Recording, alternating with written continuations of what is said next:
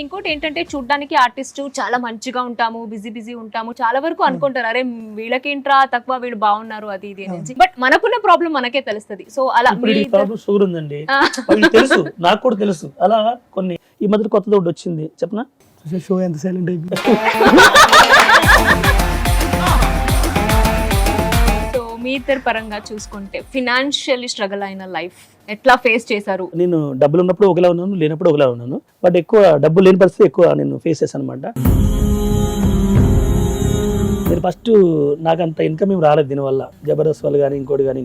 But ఉన్నప్పుడు ఒకలా ఉంది, లేనప్పుడు ఒకలా ఉంది. నాకు పెద్ద చేంజ్ ఎవరు ఏం లేదు. బట్ నాకు ఒక్కటే విన్నాను ఏంటంటే మీరు ఇండస్ట్రీకి రాకిన ముందు మీరు గవర్నమెంట్ జాబ్ చేసేవారంట కదా? బేసిక్ గా నాది డిప్లొమా ట్రిపుల్ అంటే ఎలక్ట్రికల్ కంప్లీట్ అయిపోయింది మేడం. సో మా ఇంటి దగ్గరే విజయవాడలోనే థర్మల్ పవర్ స్టేషన్ అని ఉంటుంది అనమాట. సో అందులో నేను సూపర్వైజర్ గా చేసేవాడిని. సో నాకు ఎప్పుడైతే ఆ show Zee Telugu show okay అయిపోయిందో, అది రెగ్యులర్ షో కంటిన్యూ అంటే వీక్లీ 4 days 5 days ఉండేది. ఇంకా అటు ఇటు మేనేజ్ చేయలేకపోయేవాడిని నేను. సో అది వదిలేసి ఇది వచ్చిన తర్వాత ఇది అయిపోయింది. సో ఇది అయిపోయిన తర్వాత ఇంకా అటు వెళ్ళలేని పరిస్థితి, ఇటు వెళ్ళలేని పరిస్థితి. అప్పుడైతే ఫైనాన్షియల్ గా చాలా స్ట్రగుల్ అయ్యాము. సో ఒకటే అనుకున్నాము, కష్టపడితే ఖచ్చితంగా ఫలితం ఉంటుంది అని. ఏ రోజు అయితే మేము 100 రూపాయలు చూడాలి అని అంటే చాలా బాధ అనిపించేది. ఎన్నో చేస్తే తప్ప 100 రూపాయలు వచ్చేది. 100ని తెలియకుండా మేము 1 week 2 week సేవ్ చేసుకుని తిన్న రోజులు ఉన్నాయి.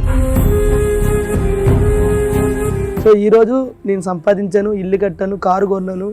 నేను ఇంకో ఇల్లు కూడా తీసుకోవాలనే ప్లాన్ లో ఉన్నాను.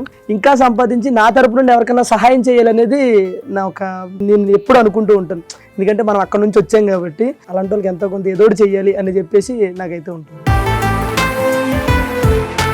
ఈవెన్ నేను శ్రీదేవి డ్రామా కంపెనీ షో కూడా చూసాను మీ గురించే.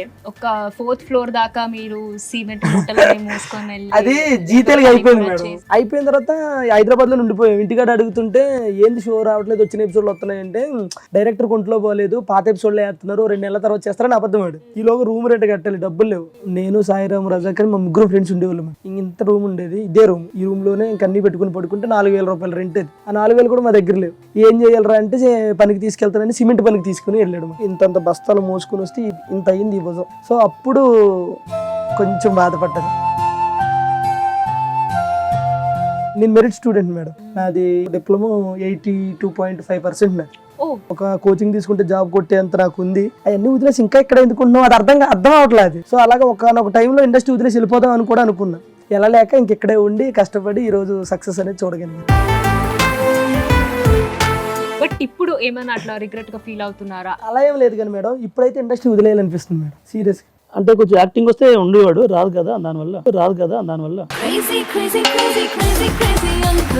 ఎందుకు అంటే మీలాంటి ఒక టాలెంట్ ఉన్న పర్సన్ ఈ మాట చెప్తే అంటే నేను తీసుకోలేకపోతున్నాను అలా అని కాదు మేడం, ఇండస్ట్రీ నచ్చట్లేదు మేడం. అంతా నటించే మనుషులు అంటే స్క్రీన్ మీదే కాదు పక్కన కూర్చుని కూడా నటించే మనుషులు చూసినా సరే ఆ నటన మనం తీసుకోలేము. అంటే అవి నా వల్ల అవ్వదు. అంటే నేను విలేజ్ నుంచి వచ్చాను కాబట్టి నా మైండ్ సెట్ అంతేమో నాకు అర్థం కాదు. కానీ నేను ఇండస్ట్రీలో సెట్ కాదు వీడు చేయలేడు అన్నారు ఊర్లో చాలా మంది. నేను సెట్ అయ్యానో లేదో వాళ్ళకి నేను చూపించాను, చాలు అంతవరకు. బేసిక్ గా తమ్ముడు ఏంటంటే కొంచెం సెన్సిటివ్, దానివల్ల కొడుకు తీసుకోలేడు. అందరూ ఇన్ని ప్రేమించాలనుకుంటాడు, తప్పు కదా.